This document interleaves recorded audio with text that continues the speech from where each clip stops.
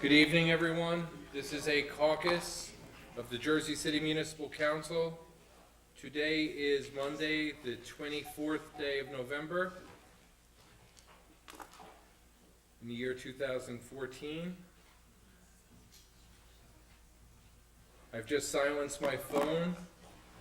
For everyone's edification, the council meeting is tomorrow, Tuesday, the 25th at 6 p.m. So we're starting this caucus at 5:42 p.m. President roll call, Councilperson Gajewski. Yeah. Bajano. Yun. Here. Osborne. Coleman. Councilman Rivera had surgery and will not be here tonight. Councilperson Waterman. Here. Council President. Here. And we have Councilman Ronchal present. So we have 8 members in attendance at 5:42. Council President. Have a missed meeting yet.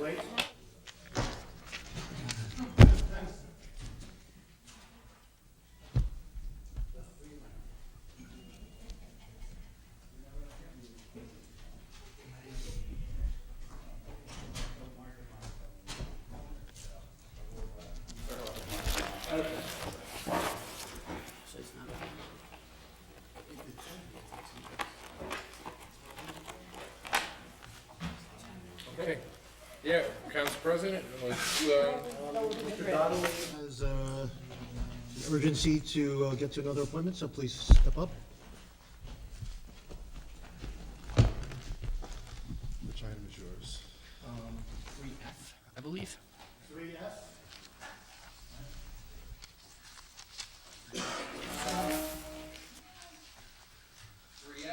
Ordinance authorizing the termination of an existing deed notice and the imposition of a new deed notice on property owned by the city of Jersey City, known as 362 Summit Avenue.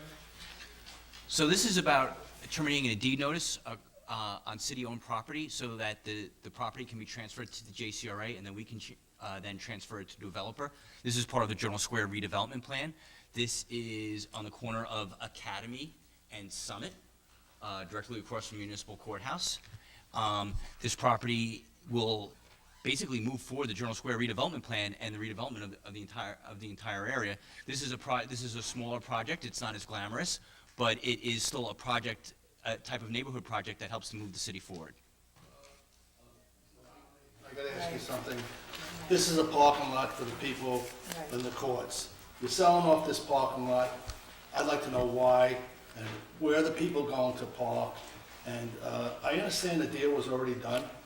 It was transferred already. Is that correct? That is absolutely incorrect. That is absolutely incorrect. Why are you selling off a parking lot when there's no parking around there?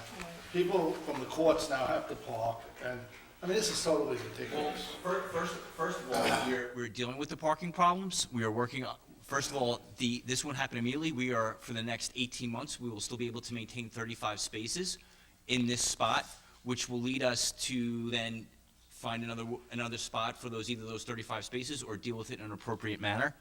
We're also looking at, changing the parking behind the municipal court building now, potentially adding some sort of deck-type structure in there to accommodate the loss of spots. You're looking, but, we've heard these stories. This reminds me of another mayor that was around years ago, sold off half the city property, and we're doing the same thing again now. It's wrong. It's a parking lot, the people have to park, it's sad. And Well, the other thing about this, Councilman Bojano, is that this parking lot is actually a problematic parking lot. We get all kinds of complaints during the summer because the parking lot is not properly maintained. And we also get complaints from the businesses in the area. Well- Then who's the fault? The city. Well, apparently it's been that way for some time.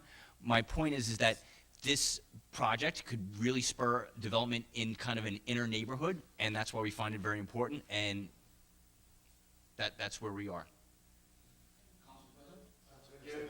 Okay.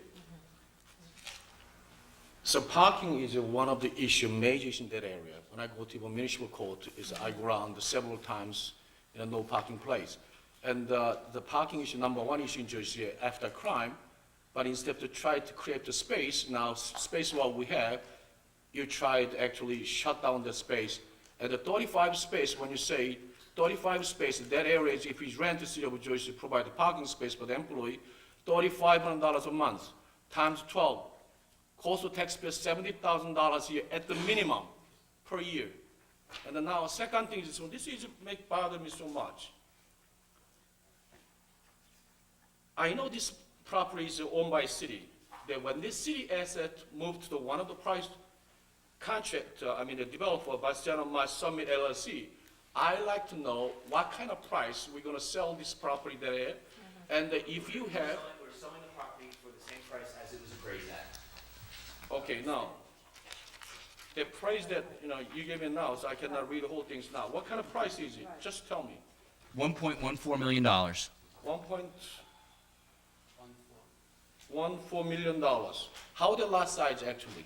I'm sorry? It's the size of a lot. I don't have that in front of me at the moment. You didn't, And let me ask you just asked for the appraisal, sir, in your email this afternoon. Yes. By the way, which was kind of late notice. I would appreciate earlier notice. I actually have a babysitter sitting at home, and I made every effort to get here, just so you know, and I want to be clear about that. Thank you.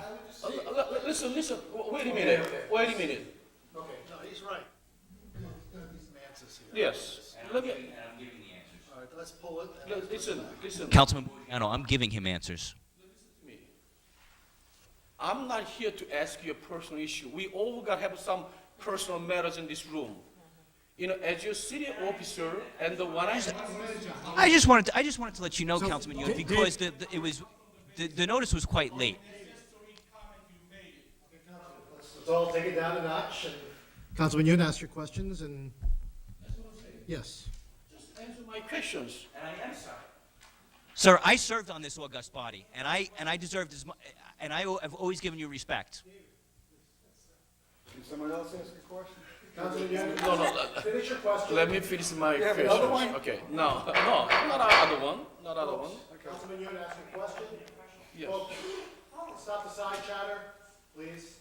Councilman Yoon, ask your question. Then Councilman Krzyzewski. Council President, as a president role, you do a great job. At least when I ask you some question, I ask you question by fact. I don't want to hear that from him, the comment. I let you know the city council, I come from the, babies. Not really. It's unnecessary comment.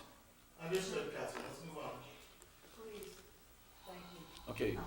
Now, when you get the appraisal, usually independent appraisal, how many places you get the appraisal? 1 or 2, 3? Usually we go out to bid. We do what we could do in RFQ, and we ask for 3 different prices on the appraisal. But but the appraisal comes from one person. The highest, That is standard. I know that this is the highest price they offer to us. Yes. Highest and best use. So just answer my question, simple.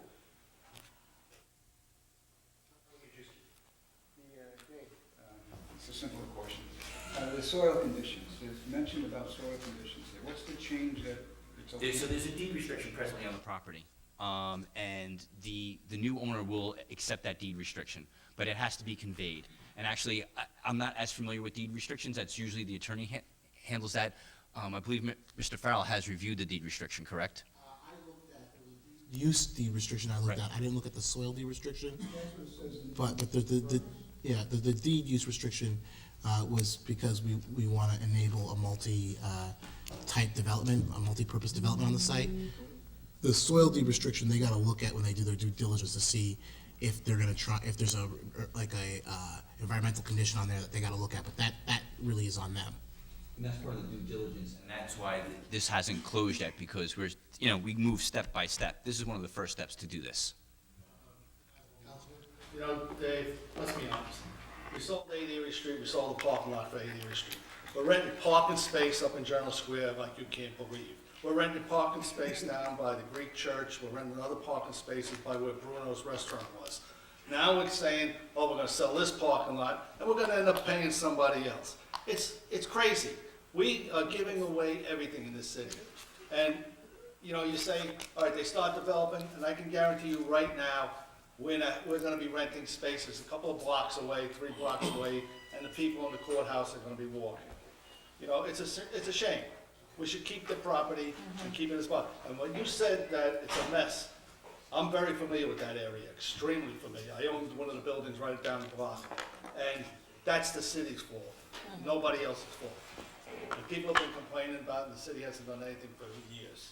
Councilman? Osborne, Madam Charlotte, then you. To the point that has been made about the, I guess, the city employees who are parking there today, what is the detailed plan and cost estimate to replace those spaces, and/or if they're not being replaced, just state that, but like, I think having a plan should kind of calculate in the value of whether or not this is a good idea or not. So for the next 18 months, we have only 35 employees should be parking in that lot. That lot is a lot larger than 35 parking spaces. It's actually almost 76 spaces. And so for the next 18 months, we will be developing a plan while we are still allowed to park those 35 people there. Now, I'm saying, and it's not that there's no plan, it's we're developing a plan, and we have another 18 months of, actually, it's more than 18 months. It's 18 months from when we actually sign the deal. It's 18 months of parking there for 35 spaces. Municipal court, local When does the 246, contract management, there's a contract expiring end of the year, End of the year, this year. this year. And the aim, as we've discussed in previous council meetings, is to negotiate out those parking spaces? The requirement of providing parking. See, no. Can I? Hold on. No, Who's it, Chico? Rob Shaw? Yeah, okay. Go ahead. I think Ken's a follow-up there. You did? I did. You just said something that I just wanted to make sure it was clearly understood, if that's the case, which is that the goal is to negotiate the need for those parking spaces out of employment contracts so that they don't need to be replaced. That's correct. I mean, the council has brought up several times. We are paying for parking. We're only paying for the parking because we lost an arbitration case several years ago that said that in the prior office location, we had provided parking, therefore we had continued to provide moving forward. You know, it is our goal in the next round of negotiations to address the parking and somehow to get ourselves out of that requirement through collective bargaining process. You know, does it address the parking space issue? Not necessarily. Maybe we can encourage people to use public transportation, or, you know, like, you know, Mr. Donnelly has said, that we are gonna be looking at other options, reconfiguring the existing lot behind, you know, municipal court, you know, maybe some sort of deck structure. You know, everything's on the table at this point. Rob Shaw, then you.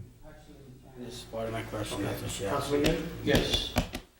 See, once we hand to convey to our lot to the company, the National Mass Summit LLC, we don't have any backup from the parking issue. We done our plans, what we have, we look into. You know, that's not the plan B.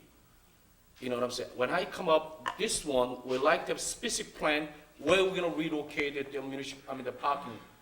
We have some detailed information, and how much will be cost for taxpayer. We don't have that. Maybe lot is gone already. They have no parking space whatsoever. Now you guys come to us to build up the parking space, to 70 parks to create, cost taxpayer $2 million. We stopped. We got nowhere to go. So please, when they come up the plan, they come up the plan as comprehensive plan. So just to be clear, Councilman, because you raised a good point. Ordinarily, I think in a similar vein to you, but in this instance, we don't want to go forth and come up with a comprehensive parking plan because it's our goal to no longer provide parking. So the goal is to not have the obligation to provide those 35 spots. If we need to provide the 35 spots, then we can optimize the space behind the courthouse. And we can put in a structure, or we can put in lifts, and we can get those spots in there if we have to go that route. Or there are parking spots in the area. So we know that there is capacity in the inventory to provide the spots if we have to. But we don't want to take it to the next step until we've exhausted the other remedies first. That's kind of the mentality of this. But I will tell you this, in general, if we get development on the site, not only will that help with the aesthetic of the area, the safety of the area, and the potential for creating jobs, but it also will take a large parcel of property that currently pays no taxes and it'll put it back on the tax rolls to pay the city taxes. So the site will generate not just the one-time income, but an ongoing tax revenue income for the city, which is of value. Councilperson Osborne? Great, I agree, but I also agree with Councilman Young that you can't assume that everything is gonna go right. So yeah, it's great if we should, consider if that's the city stance that we don't think we should do parking. However, you gotta have a plan B, I think is what you said, right? A contingency plan.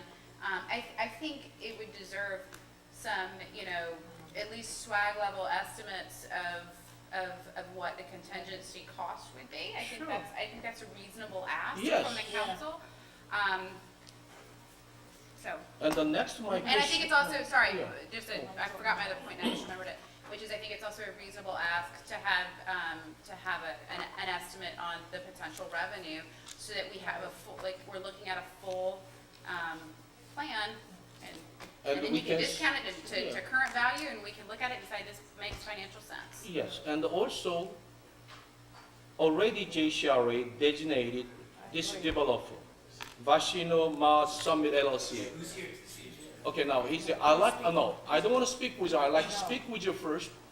What is the qualification JCRA appoint them as a designated developer in this site?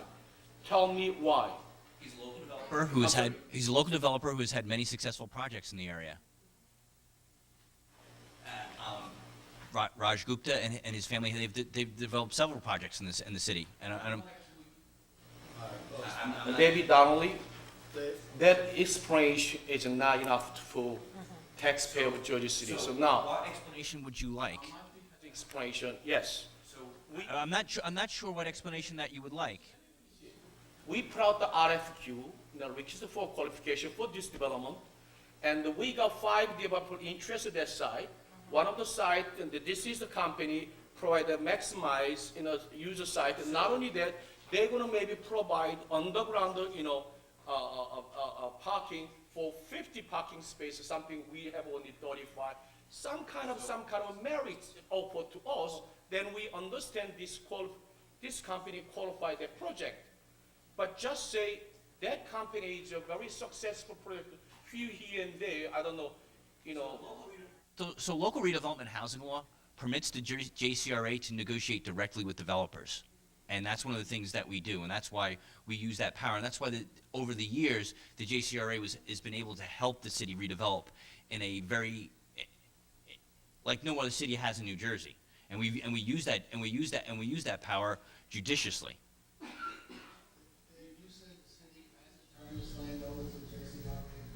No, it has not been turned over. You know what it comes down to? That's what this is about. We build a You cannot- courthouse. At the moment, here's the reason why we're here. At the moment, it has not been turned over because, to be quite honest with you, it cannot be turned over until this deed restriction has been conveyed. So, I would never misrepresent those facts, Councilman. Yeah. Look, what it comes down to is, look, we build a courthouse over there, people come to court, that place is like an unbelievable volume of people coming to court. There's no parking around there, it's a horror show around there right now, and now you're taking away another means of parking. Councilman Bojano, the public is not supposed to park in that parking lot anyway. I'm not saying, so now you're They are not supposed to park in that parking lot anyway. And we actually receive complaints from all the area parking. you gotta have parking. Folks, This Councilperson this will Waterman? not actually be taken here, because they have the land, they'll be down the road. okay, one at a time. plan, just in case if it doesn't work, that they negotiate no parking, what is the plan? That's all. For a plan to- Yeah, And I don't think that's the JCRA's. right, the issue, right. Responsibility, but the request here is that there's a plan, a backup plan for employee parking in the event that we're not able Well, to. Councilman, I can certainly offer that the JCRA will help to develop that plan. I would, We need the numbers. One at a time, one at a time. Okay. I keep raising my hand. Okay, Councilman Gajewski.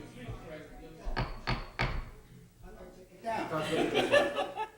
This parking issue keeps coming up over and over Yeah. again. I don't know how everybody feels that everybody who works for the city is entitled to a parking spot. I work, no, stop. I worked for 30 years, and there's times when a district that you worked at had property available for parking, or like the telephone company leased the parking lot out.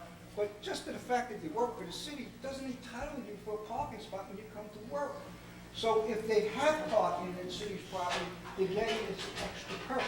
That's why it came up in the decision in the court that you're giving people free parking, and now you have to keep giving them, you can't get rid of that. Unless we get out from under that, we're gonna have to provide parking for all our employers. How many millions of dollars is that gonna cost? Around $700,000 a year. Let me ask you, Council President. For about a couple of thousand employees, how much is Yes, it gonna cost? no, it's going to be fortune. Yeah. Actually, that issue I discussed with BA Bob. Yeah. But because we offer, City of Jersey offer to some parking space, actually it's a give and take. So their increase, payroll, salary has limited part of that, right? You explained to me. So I understand, you know what I'm saying, but I understand. But not only their parking space, just, we like to have some kind of numbers of financial plans for the alternate plans, Plan B. So our council people, we know that when we give up this land, how much it costs will be provide a parking space for the city employee, you know what I'm saying, the future, and we know exactly where the people is gonna park. So before we give away land, we has, from the JCRA, the conference plan that presented this one, so my strong recommendation, this administration should be withdraw this one, because it's not gonna withdraw, okay. Giving it away. It's being sold for $1.1 million. Yes. Councilperson Coleman. Then Councilman Ramshaw, then Bogiano. I'm trying to sum up what I've heard so far, so, just to make sure I'm clear. Okay, the property has been appraised, and it's being considered for development of housing, is that correct? It's That is being correct. considered That for is correct. development of housing, is that Yes, correct? that is correct. And the developer is going to give free parking for 18 months or more for the 35 city employees. And the possibility of their having parking in other locations that belong to the city around that area is available, is that correct? We're working, no, potentially, we're working on it. There's not, I cannot and will not guarantee. But you are also working on not having to provide parking for city employees, is that correct? Correct. So it sounds to me like $1.4-something million to sell the property. We're gonna build housing in that lot that is now just sitting there for 35 cars. We're going to try to relocate the spaces to another facility, and we're also trying to negotiate no parking for employees. Is that, am I summarizing that right? And the housing is gonna pay taxes on the property and provide places for people to live, rather than 35 parking spaces for people to park. Got it all. Wait, Ramshaw? That's part of my question. So the 18, was a 35 parking spot, right? And they get an 18 months notice that they're not gonna be parking there. They're gonna get free parking for 18 months. Correct. Develop. You gotta go and find your parking, that's right. We'll work on that in the next 18 months ourselves. Yeah. Depends Parking on for 18 months, but it's guaranteed they're gonna get 18 months to park. Council President? Councilman Yin. Yes. I heard that when the councilman Rich Bojana talk about where they're gonna park the car, there's their parking space for the neighbor, and with David Donnelly, CEO from the JCRA, so upset they're supposed not neighbors parking, but let me explain to you. We have a very good example for the Central Avenue. Parking is a major issue in Jersey City Heights, everywhere back actually.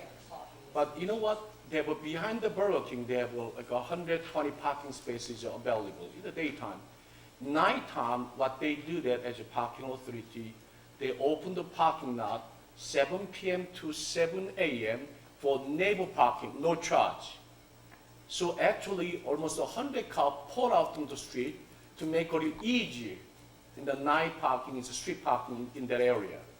If this park is at this site, If we more utilize this site to open the public to park the 7 a.m. to, 7 p.m. to 7 a.m. next day, it help NAPE a lot in that area. So this is not just we talk of employee parking. This is parking can we utilize to provide the parking space in neighborhood. So please, it's not how we're going to utilize the space. It make a big difference. So I hope you have to consider. Councilman Young? Can I say something to you right now? Last week, not last week, week before, when I asked to put an ordinance, a reso, the planning board, for the people of Jersey City, the taxpayer that you guys fighting right here for their voice to get heard regarding parking issue, I'm very happy to you guys sit here and debate that we do have an issue with parking of Jersey City. So I want you to keep that tone of voice that my ordinance going through. Yes. Okay. That's taken away, Paul. That's beside what Yeah. what I'm talking about when I said people parking in the neighborhood. Okay, unless there's a new argument here, we need to move on. 35 people, it's for the neighborhood, the people in the neighborhood. And I'll tell you something, Dave, See, saying that the park is a mess. Council President, let me finish That's a my disgrace for the city. last statement. Okay. Unless there's something new here. Yes. It has to be new. If it's not, you're trying my patience. That's what I'll say. Go ahead. Okay. Our concern is all the members, once we, convey the land to the JCRA, then out of our control. So before those land to convey to the JCRA, we like to make sure, you know what I'm saying? So we have to decide, what are they called?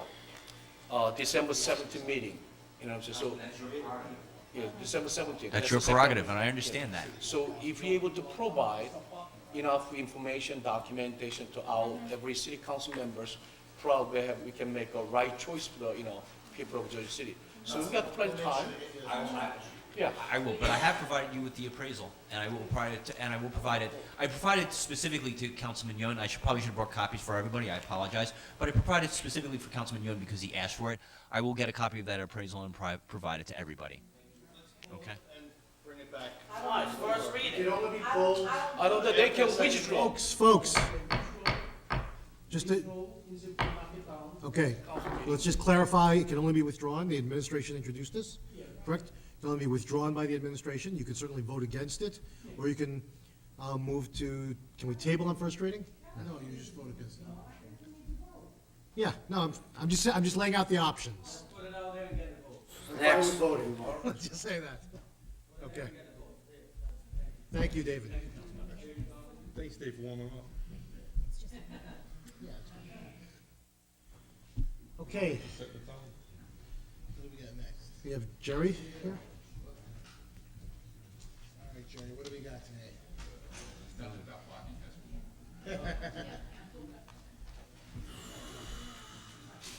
First one is 10B as in Victor. V as in Victor, 10V.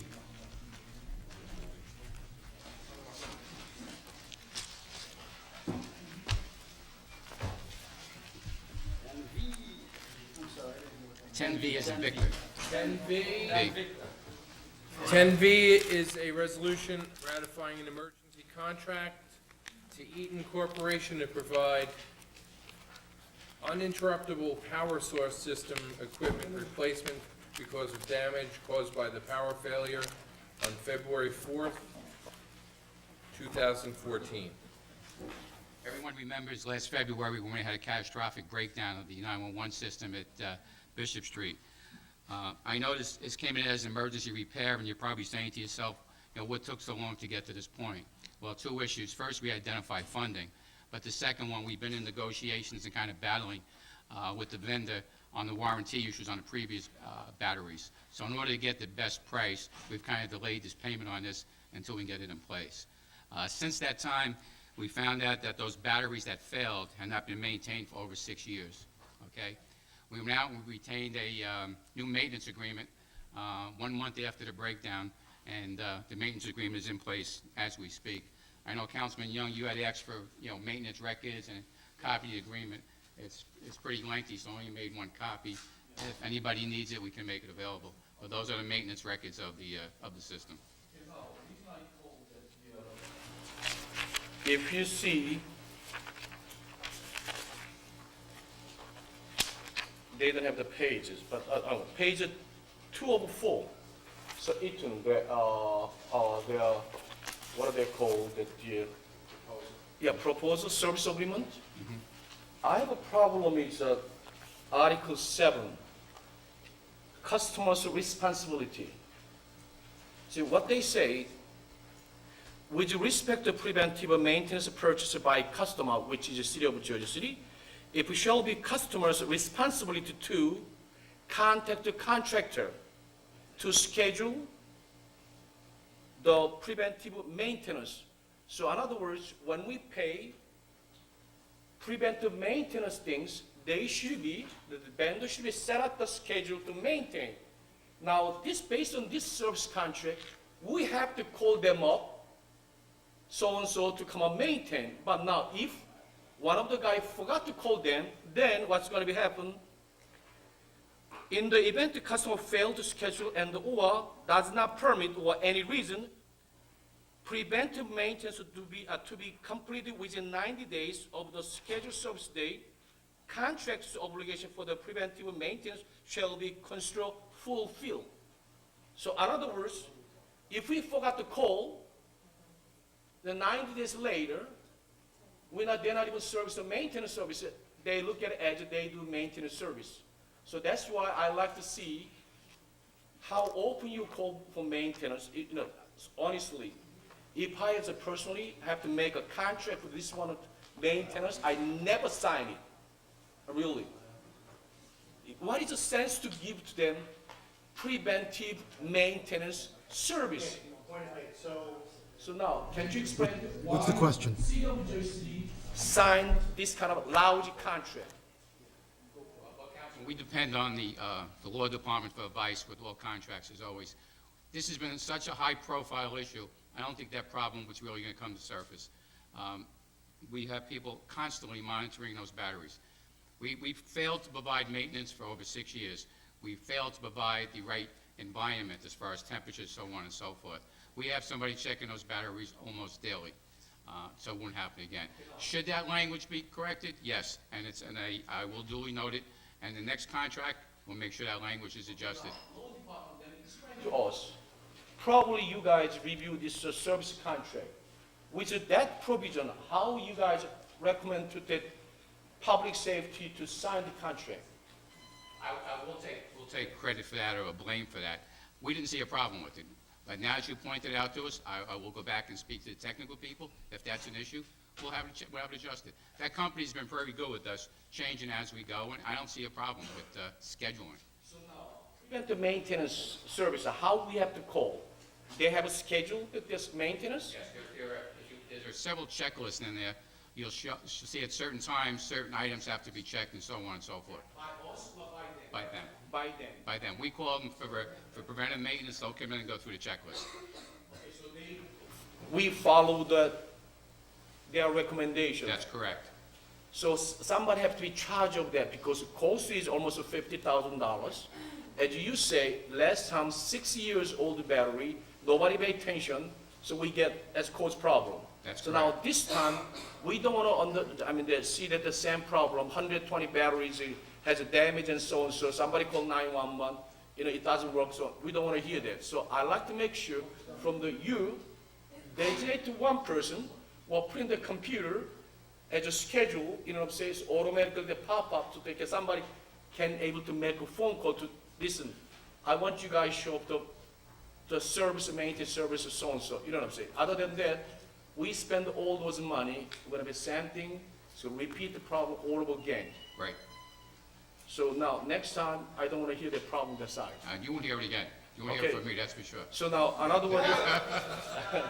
You promise that next time when you make a preventive maintenance service, I like to correct this one to prove the city council, because You know, we'll make sure we change it. yes, none of the city council happy with this one, okay? Other than that, thank you. Okay. So, this work is already completed and performed? It's a maintenance contract that took effect March of 14. So almost on a monthly basis, they're in there checking the batteries, yes. Probably once a month, Once a month, they come and check that, yeah. even though you guys not called. Yes, and even if we have a problem, they come in prior to that. We had a problem last week, they were in looking at them. So, listen, we got burnt on this big time, and believe me, it'll never happen again. Yes, just, just once, we pay $50,000. Okay. But because we not called, you know what I'm saying, not repeat that problem, that's why. As of March? Yes. 2014? Yes. So my question is not necessarily, it's not you, but, so why is it just coming to us now? Like, Because first, we had identified funding that wasn't budgeted for, and second of all, we were in negotiations with the company because of warranty issues with the previous batteries. We felt we shouldn't pay total cost, so it's been several months going back and forth. Okay.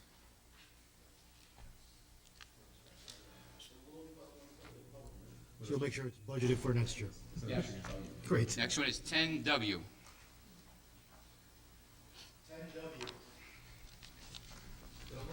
is an award to AAA Emergency Supply for self-contained breathing apparatus. We're just missing the U for scuba. Parts under state contract, so this is for the Scott packs, right? Right, that's for parts only. We service our Scott packs in-house. Every firefighter is equipped with one. These parts will take us through next year for maintenance on the Scott packs. Hearing none, next item? 10X as an X-ray. That is a professional services agreement with Comprehensive Psychological Services for psych evaluations for firefighter candidates. Yes, we're hiring a new class of firefighters, hopefully beginning of December. We already had a contract in place. This is just to add money to that contract to complete the psychological testing. Any questions? Hearing none? Oh, We need 10 to comply with the grant, and we anticipate another 6 to 8 retirements between now and the first of the year. So we anticipate a class of 18, approximately 18. Okay. Thank you. That's it. Well, good night. Donna, you're up. Go to the top of the agenda for Donna. Donna, B is withdrawn? Yes. Okay, A is the resolution authorizing calendar year 2000 appropriation transfers. 10A. 10B. 10A is the title we just read, 10B. 10A, resolutions are on 10A.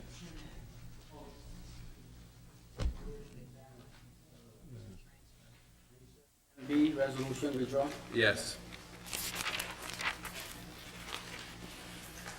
Hey, Don. Just some in-the-year housekeeping for 10A. 10A, I don't know if anybody has any questions. Just C pretty, is insertion of special items of revenue. We're still getting grants. actually, these two are, one was from the donation that we received for the Korean War Memorial. And then the other is actually money we received for Hurricane Sandy, FEMA money. Any money that we receive has to go to pay down the debt for the notes and bonds that we borrowed. So that's all this is, putting this in the budget. It's the money we received, and you can see it's going into the appropriation to pay down the notes and the principal. Let's see. Okay.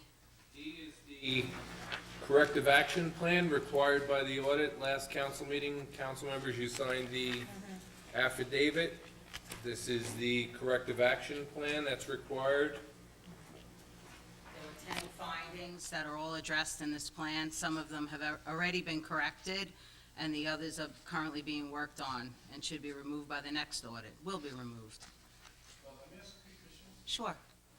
I hope I remember correct, so they actually point out like 6 different findings. First finding actually about the grant. Yeah, 2013, I think we got $9 million, so we still funding, but still we're not receiving. And the auditor recommended actually there's a repeating problems over years. Then what is that those kind of problems continue repeating every year?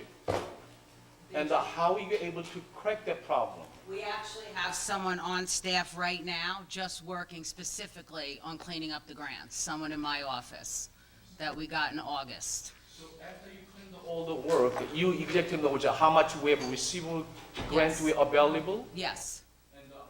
Okay, Yes. so We're when do you working think are you on it. able to finish that, those kind of work? We want to clear it up by next audit. Next so, audit. Yeah. We've actually canceled a few already. You actually voted on a few resolutions to cancel, clean some of them up. We've been doing 1 year at a time because it hasn't been done in so long. So we've been trying to focus, take 1 year at a time. And also they appointed the grant, when you allocate the grant dollars in some account, I think that they do a mistake, they put in the wrong account. Right. And in the future, we're not gonna have that kind of problem anymore, I guess, right? Correct. Good to hear that. Okay? Other questions for Donna? Yes. We cleaned up a lot. I mean, we lost a lot of staff, so that's kind of what happened. We had cleaned up a lot of this a couple of years ago, and then it halted for a while. There was nobody actually to keep on top of it, but now we have somebody specifically doing this job. But I heard at the time, when we complained that issue last year, the mayor's office is gonna be designated one of his staff members to look into that fact. You have a staff handler. Yes. Councilperson Coleman? When you say cleaning up grants, that means these are grants that were awarded years ago and not utilized or not Yes. appropriated or Money not. wasn't to make sure that the money is received. Sometimes the money comes in, it's not identified, it's posted to the wrong account. So we're just, we're sorting through all that. We spent it. Some of it we did, some of it we didn't. And can we spend it? In other words, that we didn't spend, can we spend? Meaning, Depends, some of the grants might be closed. so that means we could have lost the funds because the money's Yeah, weren't. but they just shouldn't, we actually did this a couple of years ago and collected probably close to $8 million that was owed to us, so it shouldn't be that much. Oh. Great. Any other items? Oh, yes, oh, yes. Go, go, go. Let's D. move. E is a resolution directing the undertaking of a continuing disclosure review and authorizing participation in the municipality's continuing disclosure cooperation initiative of the Division of Enforcement of the United States Securities and Exchange Commission. Okay, what this is, this has to do with when we issue debt and our continuing disclosure. Anytime we issue debt, we disclose our ratings, that we filed our audits on time, that we filed everything on time. There has been a few municipalities that haven't disclosed certain things that have happened, so the state stepped in, they put out a local finance notice. Now the SEC came in and they came up with this initiative to encourage municipalities to be a part of it, and what they're letting us do is go back and make sure we disclosed everything. Let us review everything. If we did not disclose something, for some reason something was missed along the way, they're kind of waiving the penalty for issuers. Yeah, like an amnesty, exactly. So what we have to do is in order to be a part of this initiative, we have to pass this resolution and file it with the SEC by December 1st. We're actually working on it right now, going back through our records to make sure we've disclosed everything. Okay? Questions on that? Hearing none, next item? 10F. And F is the resolution, council members, you adopted at the last meeting, the general capital ordinance. What this resolution does is provide for the form and other details of the general improvement bonds in the amount of $34,714,000. This resolution just authorizes the city to sell these bonds. These are for the capital improvements. We'll be selling the bonds on December 11th and closing on December 23rd, so our funding will be in effect for all the projects that you approved on the ordinance. Available. December 23rd will close, so we'll have the money in then. Yep. Could have it December 24th. Yeah. Comment and say, because the story was recently released about the refinancing the bond, saving us, was it 2.65 million? Yes. Like that, yes. so, great work on all your part. Really great. Good stuff. That's it. Thank you. Thank you.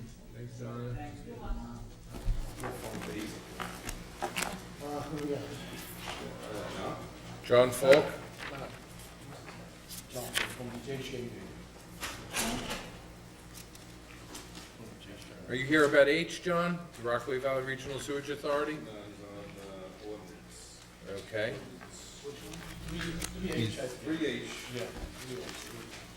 3H is an ordinance of the City of Jersey City and the County of Hudson, New Jersey, approving an addendum to the 2005 amended and restated Water Services Franchise and Service Agreement between the city and the Jersey City MUA to revise Schedule C to increase the payments of the city. Director Dan Beck will be available tomorrow at the council meeting. It's a little bit short notice for him to come tonight, but John is pitching in. We'll do the best he can. Dan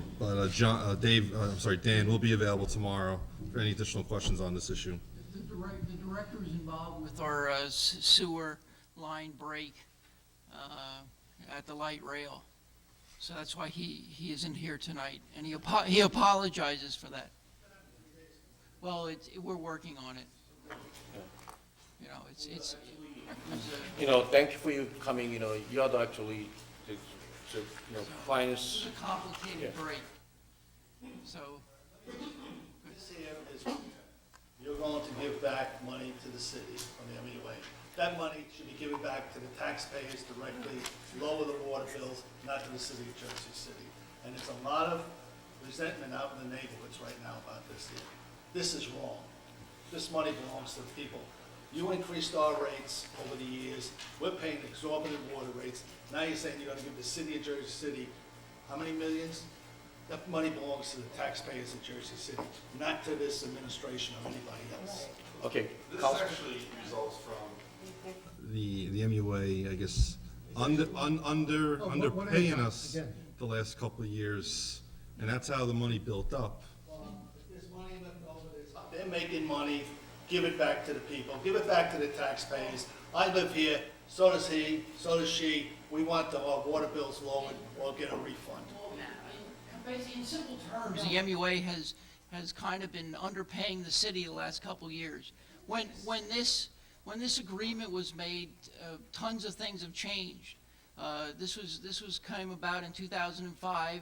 The city has grown. Our collection rate has gone up. We're operating more efficiently. We streamlined the operations. Lower our water bills, that's all. Why give it to the city of Jersey City? Lower our water bills, lower our water rates. Okay, understood. Where you stand on this? Councilperson Coleman. I just have a- Rondo, it's many people out there. I just have a question. We talked about this at the last caucus, I think, or, I don't remember, but isn't this the money that, Right, the MUA took the initial action. And once they approved it, now the council has to take the action. how it went up and they weren't paying us what they should have been paying us? Isn't that what this is for? This is to upgrade the cost that they were paying the city for supplying water to other areas for a certain period of time, and they had never upgraded that amount. Isn't that what this money is for? And there are more users now since the 2005 agreement. There are more residential units out there, so more people using water, therefore they're collecting more. Councilperson Yun. Okay, no. Unfortunately, because, when I heard that simply they're gonna give us some money, JCM was a delight to hear their money. If somebody offered to give you money, nobody gonna say no. Everybody's happy with that. But behind the story, that's the issue we have. I look at your book as auditing. You guys increase, actually, I didn't know that JCMUA, so I thought to just one JCMUA. But when I see actually budget, you got two set of budget. One is a sewer, one is water. Yes, so I was confused the first time, what I'm saying. But now, you guys increase, water is, a budget, your own budget increase of 4%, and the sewer and the 4%. In the meantime, you guys increase the rate 3.75%, and the water, and the sewer 3.75%. You know what that means? That you guys increase your own budget 8.25%, which is $4.5 million. Not many agents take increase of $4.5 million, administration, so and so. It's a whole lot. I don't know, you know, what kind of people they hire. I think you guys hired a lot of people. But not only that, when the people receive their bill, water and sewer, actually rate goes 7.5%. You guys did not sell the newspaper like Michael, you and Councilman Michael. Now you sell the magazine to make money. You guys make money, strictly sell the waters, right? So in other words, when you have a surplus dollars, $46 million, in other words, you guys overcharged the property owner and the people who use the waters in Jersey City. That's what I look at it, because other than that, no other revenue source you guys have. So when I look at it, over the 13 years, you're ready to give us the city $33 million. But I hope not, without freeze the rate, offer to a city $33 million over the 13 years is meaningless. You guys give us average $2.54 million. Next year, when you increase the rate, then actually it's a simple backdoor tax to tax of Jersey City. Instead, increase the property tax, City of Jersey let you increase, and the money come back the other way around. So please, this money does not belong to JCMUA. This is belong money, the property owner, Jersey City, and the taxpayer. I think it's a time to give back to them. You guys have no right to hold $46 million. Your bank account make almost $50,000 interested. 50 what? Half a million dollars. I think $500,000, right? Let me look at it. Depends a year. Yes. You guys make But they're gonna increase it now. $570,000 interest.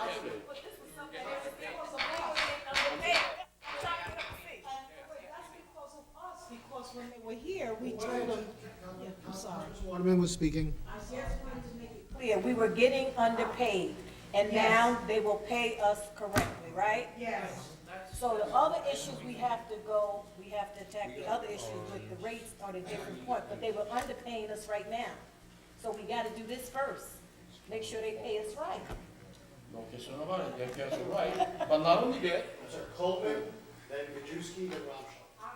I'm done with it. I mean, it's like, we talked about it already here in this meeting, and we were the ones that brought up the fact that they hadn't increased the rate over a certain period of time. So now they've gone and increased the rate, and we're still talking about it. I don't understand. They did what we asked them to do, and now what are we asking them to do? I don't know. I didn't ask. Increase any rate. Councilman, let's just move on. Councilman Gajewski, leave pretty soon. So there's $4 million more coming in. Where's it going? Not $4 million. Hey, come on, I don't I'm asking him a question. There's $4 million more coming in. It's going in next year's budget, which is part of what the taxpayers. Correct. So it's going back to taxpayers. $4 million we ask less of the taxpayers next year. Right. So one, we were underpaid, now we're getting paid for what we asked for. So, and the money that we're gonna make is gonna go back to help stabilize tax, right? So the taxpayers get it anyway. So, I'm fine with that. Chico. Question. Oh, no. Councilperson Osborne. Do abated buildings pay water bills? Okay, so it actually benefits the taxpayers to do this. Right. Right. Yes. Thank you, Candace Osborne, Councilwoman.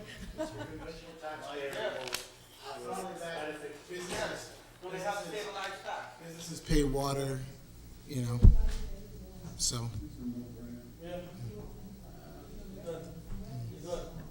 Thank you.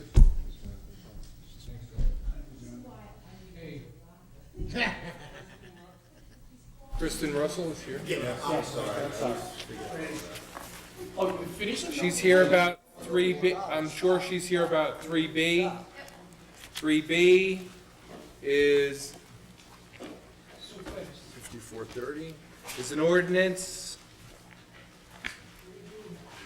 Adopting amendments to the land development ordinance, procedures as it pertains to the general development application. It seems to be an overhaul of the application itself. This is our general development application. Every applicant before the planning board and zoning board has to fill this out. We've just made some administrative changes that have been piling up over the course of the past year. For example, we've added, we're now asking them to provide their ward, which is something that is more requested by this council than by previous. And we've also added some information that we'd like for them to provide with regard to their FEMA flood zone. It's really administrative cleanup. I think it's very simple, but I'm happy to answer any questions. Any questions? None? Thank you. I'm sorry to keep you so long. And we have Mary Ann still?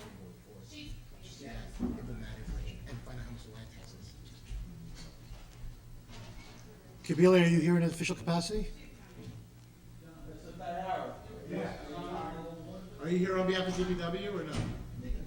No, sir. You need to ask me to address it. Okay. Mary Ann, you're up.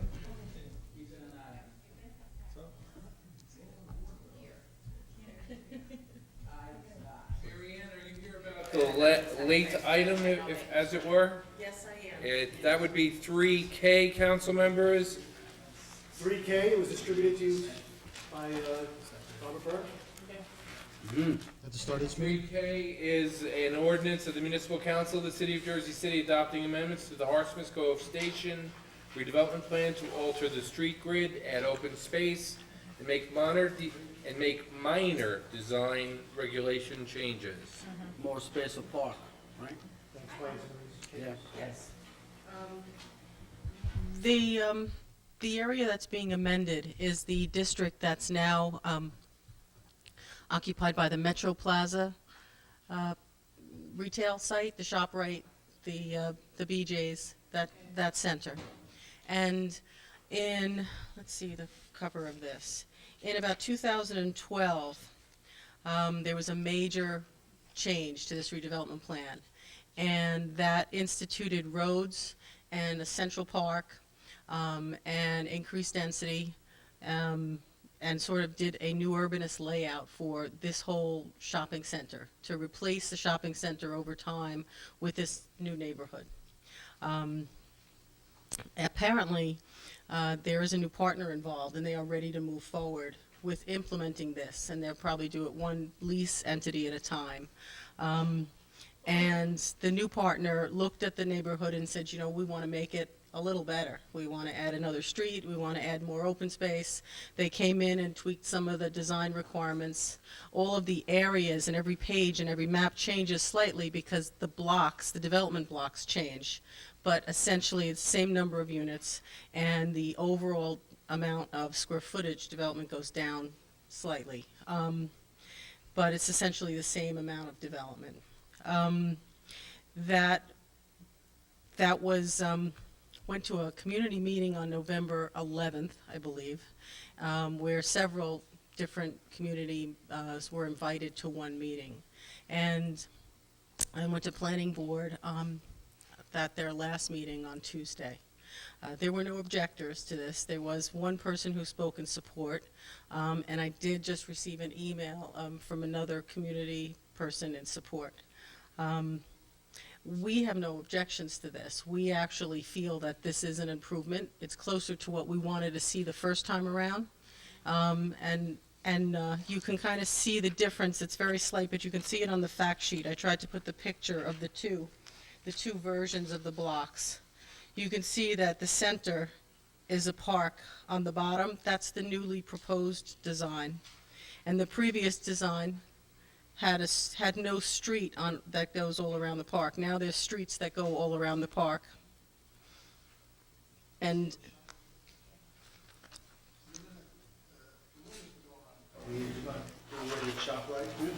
no, ShopRite doesn't go away. ShopRite stays and goes into one of the new buildings that are going to go on a new block. The busiest supermarket in the United States. All right, now you're saying you're gonna tear it down, and when they build a new building, they're going to They're building first. They have, build. It'll be bigger than. I don't know, I don't know if there's. Switch over, that's it. We have the. We do not have a site plan yet for that, but we do have guarantees, that's gonna happen. I can address that. Robert Vertibello from the law firm of Colin Foley on behalf of the developer. This is a long-range, multi-phase development. ShopRite is certainly part of that phase to build in. So it's not that everything gets destroyed in one fell swoop. Things will be built in stages. And so, you know, ShopRite will be factored into the overall, or provided that they stay, will be factored into the overall development. Why did they stay? Well, our goal is. Money-making shop, a store in the United States. I understand, but I don't represent the tenant, so I don't want to speak, I don't want to overstep my bounds and speak on their behalf, so I just have to qualify it in that way. But it certainly is beneficial. Correct. Keep the busiest ShopRite in the nation right where it is. And if the, thank you, Councilman. She goes dismissed you, there you go. It's done. Okay. Okay. Okay, if there are no other questions? Thank you. Mr. Nevins, we can't go out of my question. Next. We just want to reiterate that we thank the council for bringing this on this meeting, and we appreciate the courtesies. Thank you. Now I'm dismissed. Thank you. Yeah, no place. Oh, any other staffers here? Staff? Actually, I'm going to ask my aide, Peter Basso, to step forward on 10Y. So just, sorry, 10Z5.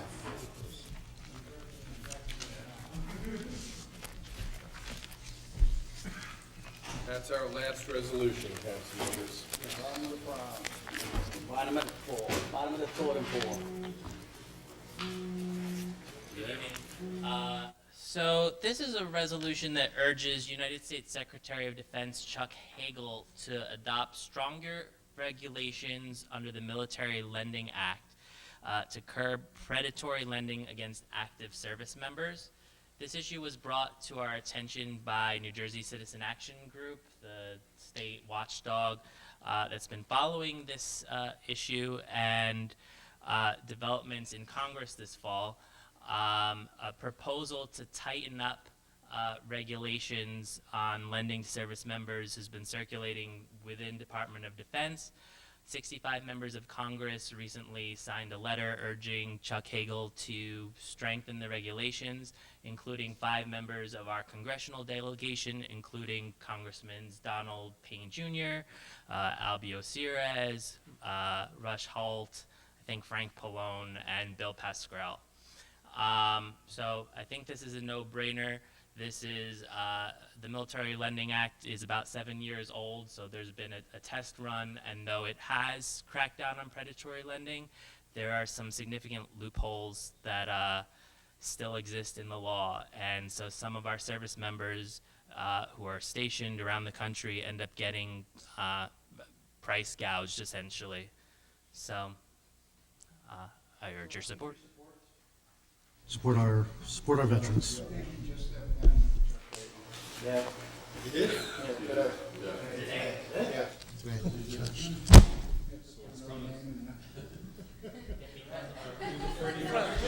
You warned about. He's afraid of your action. He saw our resolution coming. He said, I can't handle He looked at our website. Jersey City's coming. Time to step down. Okay. Presumably it'll still go to whoever's acting Secretary of Defense. So. All right, 3A, council members, finally before you, there is an ordinance granting renewal of the municipal consent to Comcast of Jersey City. Its successors are assigned to construct, connect, operate, maintain a cable television system in the city of Jersey City, County of Hudson. There's a 15-year term retroactive to the expiration of the prior consent renewal. Can I? What is that reflect? It goes back to, 2014, 2013.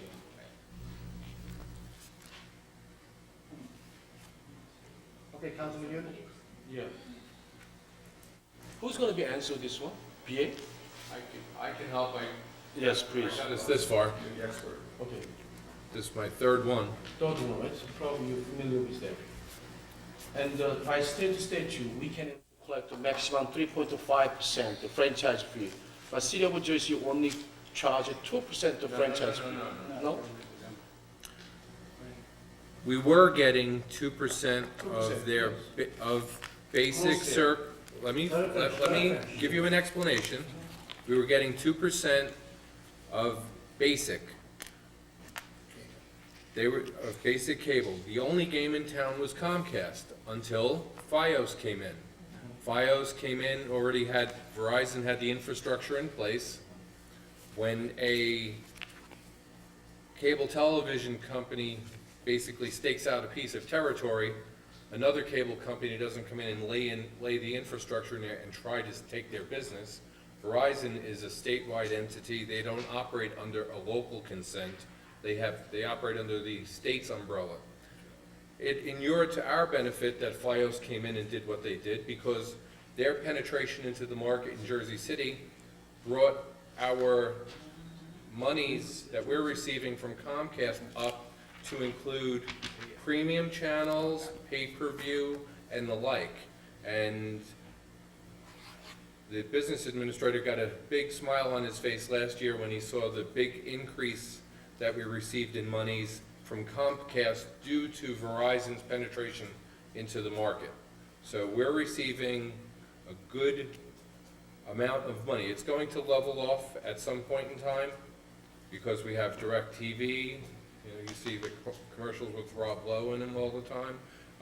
That's penetrating the market, but Comcast is paying significantly more now that Verizon is in town to the city of Jersey City. I think his question is, he suggests it's 3.5% max and you're getting 2%, and we're getting 2%. No, we're getting much more than Okay. We're getting the 3.5%. You get 2.5%? Yes. Well, the greater of. The greater of. The greater of. It's 2% of all that stuff that Robert said, or 3.5% of a smaller amount of services. It's the greater of. So the city got a really good deal on that piece. Yeah. Yes, on that piece. We saw revenue more than double in the last 2 years because of this. And because of Verizon's penetration into the market, that's what drove up our How much we collected last year? I think what I remember, if I could. $2.1 million for both Verizon and Comcast. Verizon Comcast, I think $1.58 million. No, Two. Is it 1.2 2? just from Verizon, I mean from Okay, Comcast. no. Then, Councilman Ramshaw. okay, no, I'm not finished yet. Then, let's say we get next month, supporting from there. Now, my major concern is that this is the one. The channel JCTV1,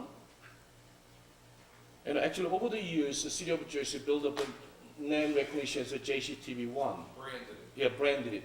Did a very good job, and I give a lot of credit for them. Now, the Comcast is able to change 6 days advance write a notice, they can change the movie channel to someplace else. I'm not happy with that, because City of Jersey put your effort in a, build up the name, the channels. Now, you wanna see where? It's a section 15. TV1 is on channel 37 in Fios. Yeah. It's on channel 37 in Fios. So that was TV1. that was a heavily negotiated term, and there's a lot of theory that goes into legally whether they even have to provide us notice or not, and there's a lot of marketing and branding that goes into how you establish recognition, so someone can find you. We used to say find you on the dial in the old TVs, but can find you on the on the service on the channel. Ultimately, this is when I say that there's some of the things in the deal we don't like.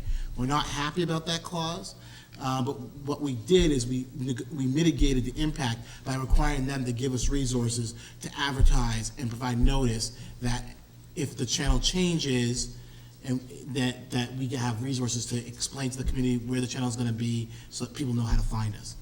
And that was what we were able to do. You know what, actually, that's not enough, you know what I'm saying, because, yeah, see, If I could, this, knowing that this was such a big concern, I researched this with the Board of Public Utilities of Karen Marlowe and the Office of Cable Television, and this isn't something they would even touch. This is something negotiated between the city and the cable provider.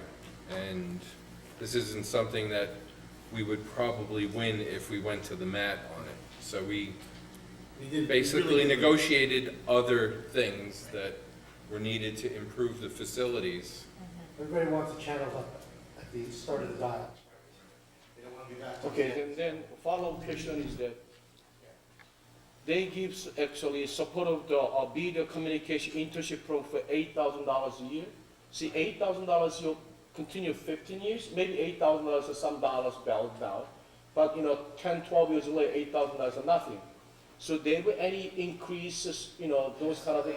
No, there's no escalator on that clause. So then $8,000, you're talking about the A summer internship, it's not. video communication, so maybe we Verizon's can not hire. giving us anything, Councilman. Verizon gives us nothing. Because they have a state license, they give us nothing. And to be honest with you, they try to take, and Caucus try to take that clause out, because between you and I, the city never provided an intern. So we had it in the last contract, and the city never even used it. Well, why don't you go for about 15 years, a 10 years contract? That was a heavily negotiated term. They wanted a much longer contract. 15 was what we were able to negotiate them down to.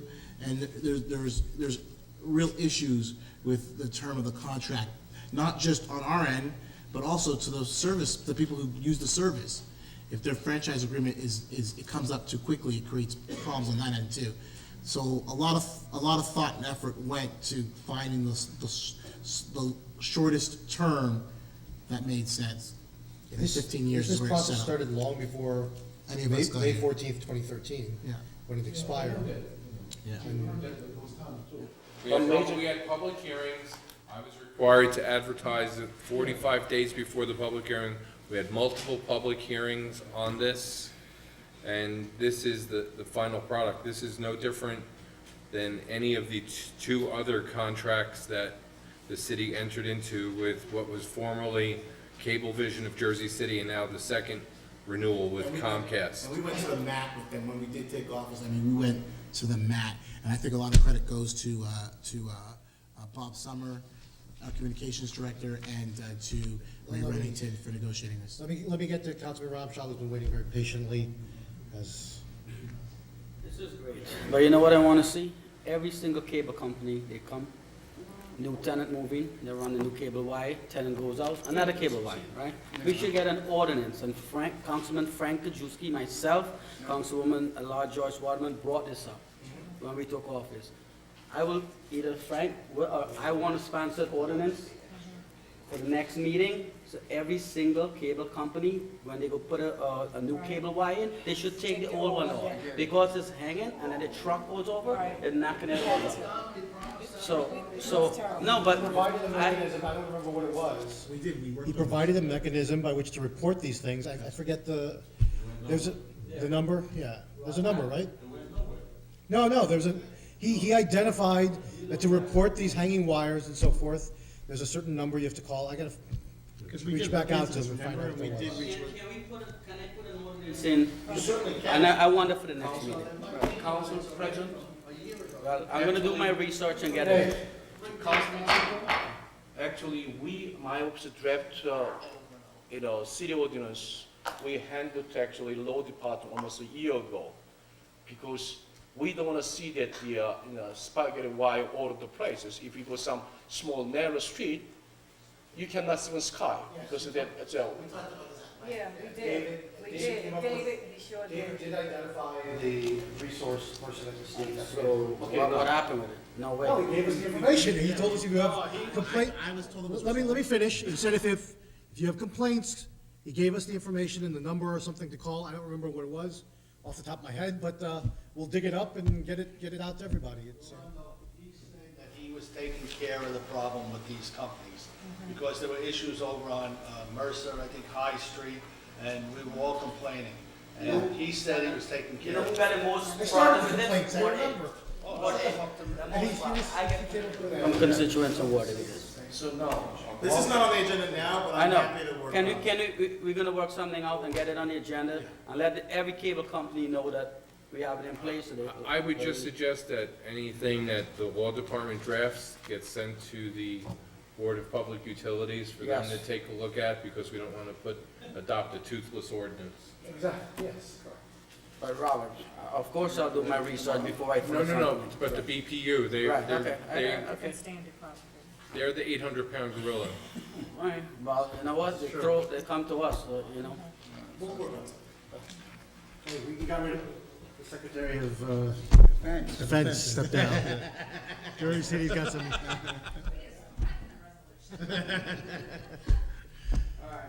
Okay.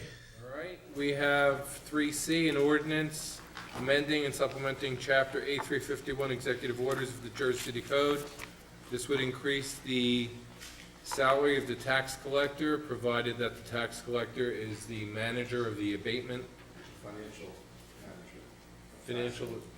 Financial, okay, I'm not. And if that position That's was ever reassigned, that money would then be taken away from the tax collector's position.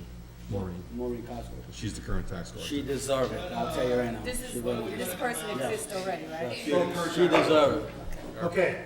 Robert, when are they going to come out with raises for the people that work in It's the coming. offices? Right here on the It's here. I know, I mean, when are we gonna have a final decision on When you guys vote on Yes. it? Yeah, well. on Wednesday, on Tuesday, sorry. It takes, once we vote, That's two readings. You're Two readings. salaries that affect the, manage. no, not management, anyone set by ordinance. The management raises are being done by executive order, 2.5% across the board, once the mayor signs the document. I think he signed it on Friday. Yeah, I'm talking about the people. The merit raises, Yeah. they are also going through at the same time with an effective date of November 1st. How about the council rates? The council aides are set by statute. There's nothing we could do about that. You know, how come Newark doesn't have to abide by it? They have a different statute gives them different rules. Well, then, maybe we should have somebody in this administration apply and have the laws changed. Because this is ridiculous, having part-time aides. Draft a resolution for the And state, Yes, we urging them to girls, change the, they're all gonna be taken care of. they're contractual, right? No? I'm happy to draft something for you, Councilman. In addition, population might help as well. Those aren't contractual? So at the next census. No, Jasmine Desiree. All right, they're set, they're within union, they're in collective bargaining Right. agreements. So are they gonna get, We'll look at the statute and we'll draft it for you. most fair for everyone, you know? Yeah, we wanna make sure. Yeah. Go ahead. I believe one of the things that we can do, and it's actually on my to-do list to get with Robert, is to look at, it's probably the right time to do it too, to commission like a study of the way that we're organized as a city, which hasn't been done since the 60s, I believe. How about the 1860s? One thing I will tell you is you probably want to wait for those new population numbers. When will that, When they come out. when, What's the next census like? 2020? Oh, come on. Oh, God. Jeremy, we have, what, 3 assemblymen here in Jersey City, or 4? And we have 2 congressmen from this area here. I mean, why do we have to go through all this? This was brought up several months ago by Michael Young here, and we're still waiting for answers. I mean, this is absolutely ridiculous. Actually, it wasn't true. There was a proposed, there was a story in the paper and nothing was actually introduced. So, Different story, that's all. so like a low action actually has to be taken. Right, nothing came through. Introducing something. Right. Hold on. Write a letter. We're happy to work with you. Yeah, some kind of consideration, But you really have to tap come on out, the state some level. kind of resolution to. Okay. We've got several more of these, so can we, It's an ordinance that would raise the maximum salaries of deputy city clerk, deputy tax assessor, and assistant municipal tax collector. this does not increase their salaries, it just increases the maximum rate. Allows which they can be. flexibility in the event they're deserving to give raises up to this number. They are not at this number now. But they've already exceeded the. But the old number they exceeded. They've already exceeded that number just by time. And COLAs, yeah. E is an ordinance amending and supplementing Chapter 53, Section 5311, fixed salaries, reinstating the CPI ordinance. This will increase salaries for this year and then start again in 2016. These are the statutory Right. conditions. But can I question? The 2014, when we put the budget, we put you $300,000 to $800,000 salary adjustment. Okay, now, when we change all those things, really, we have a funding for that? Where the money come from? That's the $800,000 just mentioned. So from $800,000 more than enough to cover all those increase? Actually, yeah, the $800,000 was for 12 months. These people are gonna get it for 2 months. So we're not gonna eat up that whole $800,000. So that whatever we not spend, the $800,000, we're gonna move to the next year, I guess, right? Well, you can't move it to the next year. That money will eventually, if not used, will lapse into surplus. Which is available in 2016. For the 2016 budget. It'll also, if someone for some reason has gone or will go over budget in for this fiscal year, will allow us to move money from that account to another account. The account, and I've spoken about this regularly at our budget hearings, I always worry about healthcare, because because we're self-insured, it's not premiums I'm paying every year. Can we have one conversation in this room? Please? Yeah, he's giving a press conference right now. Come on, you're talking, listen. I'm explaining something to you. Come on, let's all be at the table here. Okay, understood?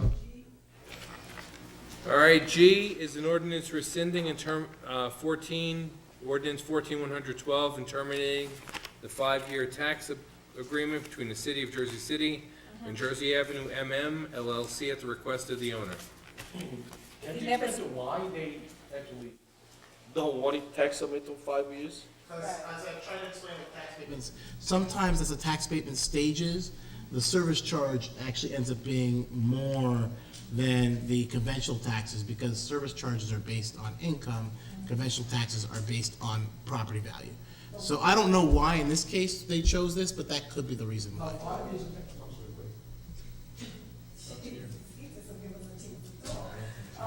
But we passed the ordinance already on this, didn't we? Yes. Yeah, we did. And Okay, now I'm gonna ask you something now. Only Based this on- I know, based on the fee, the administration fee, is that refunded back, or do we keep it? No, we keep the administrative fees. Okay, I just wanted to make sure. That's all. Okay. Okay. Speaking of fees, I is amending Chapter 160, fees and charges, the ice rink fees. I'll speak to this. So I introduced this ordinance for the local nonprofit hockey teams, Jersey City Capitals, St. Peter's Prep, Hudson Catholic. They've paid, in the past, there's been kind of a spoken agreement that they would pay, that at least the Jersey City Capitals had paid $75 per hour in the past.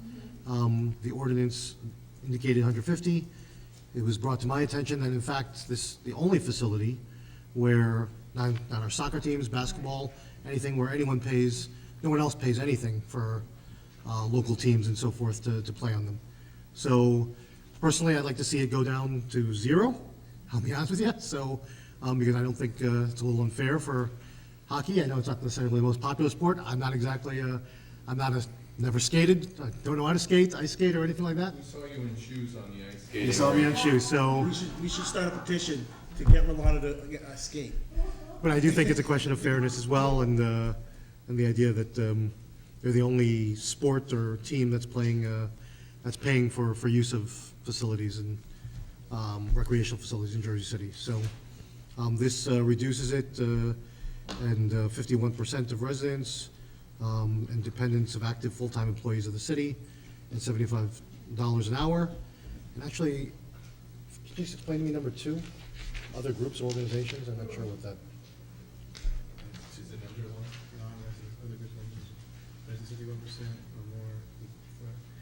Yeah, It it's just a redefines it clarification. from non-residents. It just redefines it, so to encapsulate these two groups.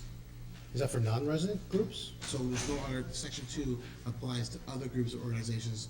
A, residents with 51% or more, $150 an hour, and then B, non-residents, $200 per hour. That's what that does. How's that different from number 1? Yeah, so, I think they probably just, One was specific to hockey teams. yeah. So this is for like Oh, for other parties purposes. or, yeah. Okay. Okay. Any questions? All right, Jay, in ordinance adopting the list of prospective street names recommended by the Municipal Council Street Name Subcommittee, Councilwoman Waterman's ordinance. This is just some of the names that will be submitted when someone wants to rename a street or, or commemorate a street in any way. And it always can be added, names can always be added. All right, this is not the end all, but names can also be added, okay? And we did reach out to local organizations too, and they submitted some names, okay? Any questions? Does Go the ahead. addition of Go ahead. names require a new ordinance each time? Yes. It has to. Because names only could be added once they're deceased. Okay, so this way here, someone asks you, they have to be deceased. Yes. We're not changing the street, we're just dedicating the street. It's a menu. That's all. Very good. What about for new street names? Also, this is. No, yeah, but I know where you're getting at. We're working on your issues for the redevelopment thing. Yes, but But the names will yes. be selected from this list also, And Ken. that's why if you, Okay. there's a whereas in the ordinance that city planning signed off on it, so that it really has to stop, it really has to stop at the Planning. zoning board of adjustment and the planning board level. All right. Finally, K is an ordinance of the municipal council of the Jersey, of the. Adopting amendment. Oh, yes, we did K. I didn't put a little dot next to it. Oh, problem, the council rich budget doesn't have this here. I gave. Okay? Right here, I gave, This is the whole package. I gave you. Okay. Any questions on second readings? We go to J. 10 second reading ordinances. Speakers list has grown. We have not changed that. Reminding everyone, the meeting is Tuesday, November 25th. Tuesday, November 25th. We're going to do resolutions. We did quite a few off the bat. With Donna Mauer, we went from 10A all the way to 10F with Donna. G, council members, I thought we had made the last repair necessary on it, and you have a replacement item. But September 7th is Labor Day. It's the latest we'll ever have a Labor Day, September 7th. So we're moving the caucus to September 8th, which is a Tuesday. That'll be a change, and you'll have the final product.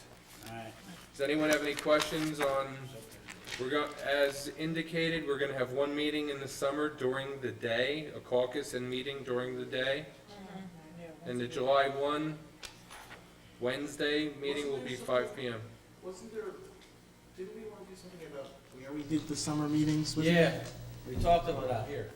Yeah, that's why we spent all the money on air conditioning. Summer meeting, should do some of them the day, anytime. Yeah, we're doing a caucus and one of the two. Okay, so if anyone else notices anything, please call me. I'm nearly blind to this resolution. All right, H, authorizing a right of entry agreement with the Rockaway Valley Regional Sewage Authority to perform certain sewer-related improvements on city-owned property adjacent to the Booton Reservoir. We didn't. Now, John was here about something different. That was, Was done earlier with, sorry, license agreement with 87 Newkirk to erect a temporary fence for construction purposes on city-owned property by the Jersey City Municipal Court lot. J, authorizing an amendment to the access agreement dated July 1, 2014, allowing the city of Jersey City to enter onto Jersey City Public Schools property in the Ed Ford Athletic Complex at Haven Point. K is authorizing the city of Jersey City to accept Hudson County Open Space Trust Fund grant on behalf of the Jersey City Board of Education for the Ed Ford Athletic Complex at Haven Point. L is authorizing the execution of a use agreement with the State of New Jersey Department of Military and Veterans Affairs for the use of the National Guard Armory on Montgomery Street. M is authorizing the execution of a grant agreement between the city and the county of Hudson in connection with approximately $1 million in funding for Berry Lane Park.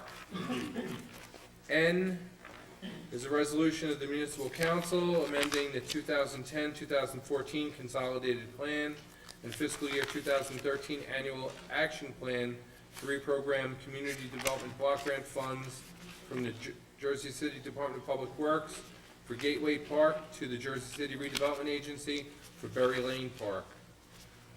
O is a resolution authorizing the city of, sorry. Can I get the Exhibit A? Several times in this, can I get a copy of Exhibit A? Is it a lengthy document? Well, if it's not too lengthy, email's fine. This is on N? Yes. Yeah.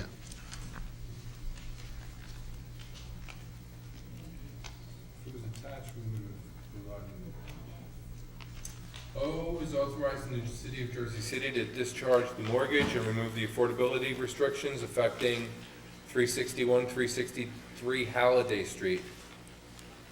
P is authorizing the replacement of a lost third-party tax sale certificate sold to Gregory Judge. Q is authorizing a refund, a credit of $113,000 and a reduction in assessments to settle tax appeals filed by various property owners. R is a resolution supplementing the manual of loading zones, amending the 20-foot loading zone at 195 New York Avenue from Tuesday and Friday to Monday and Friday, 9 a.m. to 1 p.m. S is in a contract with Cintas First Aid and Safety Corporation for the rental of uniforms for the Department of Public Works. T is an open-end contract with Bayway Lumber for the delivery of lumber and assorted materials for Public Works.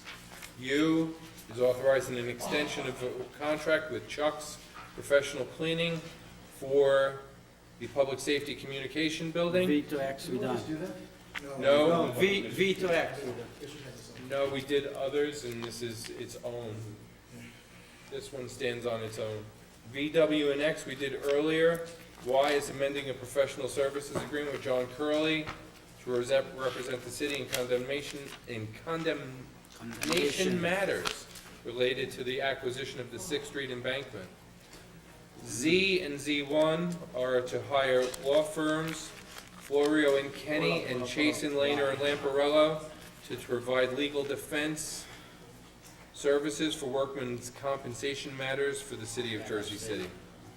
Z2 is honoring Priscilla Gardner, Master of Library Sciences, Director of Jersey City Free Public Library.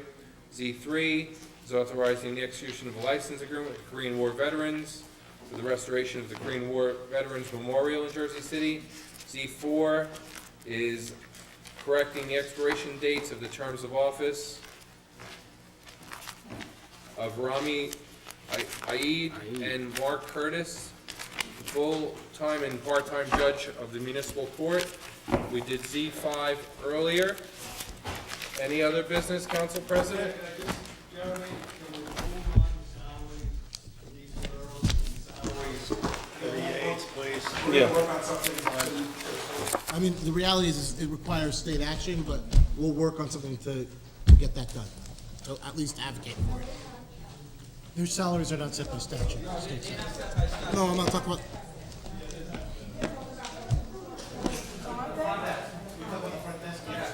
Yeah, misunderstood. My mistake. Motion, anyone? Motion. Second. We have a motion to adjourn at 7:16 by Councilperson Osborne, seconded by Councilman Ramchal. Feel better, Councilman Rivera? We are out of here. Thank you very much, everyone.